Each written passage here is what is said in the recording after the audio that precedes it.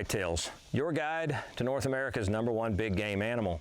Today's topic is controversial, at least among some hunters. That is the role of supplemental feed at improving deer antler size and body condition. Well, before I dive into the research here, I want to define my terms. When I refer to supplemental feed, I'm referring to a year-round nutritional supplementation program where a high-quality feed is provided and deer are allowed to eat as much as they want on a daily basis. This is not dumping out a little bit of corn or perhaps carrying that 5-gallon bucket of carrots or sugar beets to your deer stand. This is a true nutritional supplementation program. Now, we know from research that not all deer will take advantage of feed when provided. In fact, about 75 or 80% of deer will in most studies. And in many cases, these are the young animals that are being excluded from these feed locations through aggression and competition from older deer on the area. Clearly, there are a lot of different food choices available, ranging from corn and soybeans to cottonseed and even a commercially prepared deer pellet. And all can play a role depending on your situation. Now, when it comes to the research here, I want to qualify it by saying almost all of it was done in South Texas, where rainfall is very unreliable. But here, the research is quite clear. Multiple studies have shown that buck antler size under supplemental feed will increase by as much as 15% at maturity. Likewise, research has shown that buck body weights will increase by about 15 pounds at maturity on average. So again, I like to simplify this by calling it the 15-15 rule. Bucks will have 15% larger antlers and weigh 15 pounds more, again, on average at maturity.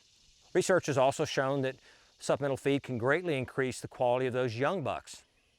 And under various research studies, we've seen the incidence of spike antlered year-and-a-half-old bucks decline from as high as 92% in the absence of supplemental feed to as low as 44% under supplemental feed.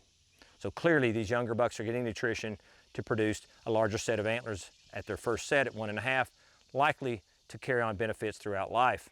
We also have seen increased fawn survival, increased fawn production, and even increased adult doe survival under supplemental feed.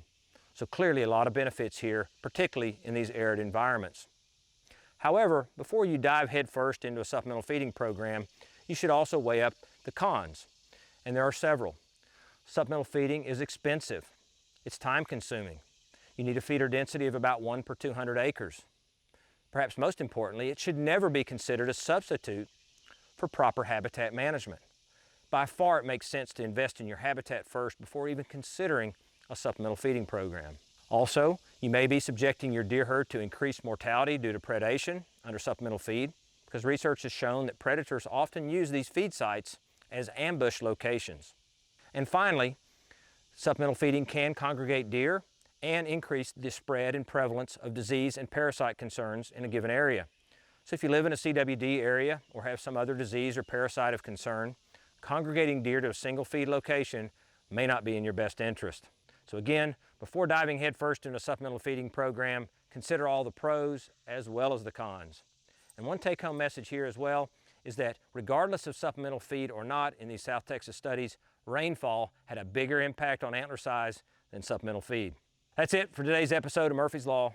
Hope you learned something. And until next time, be sure to leave your questions and your comments here in the video, but also to subscribe to our YouTube channel and to check out all the great content at huntstand.com.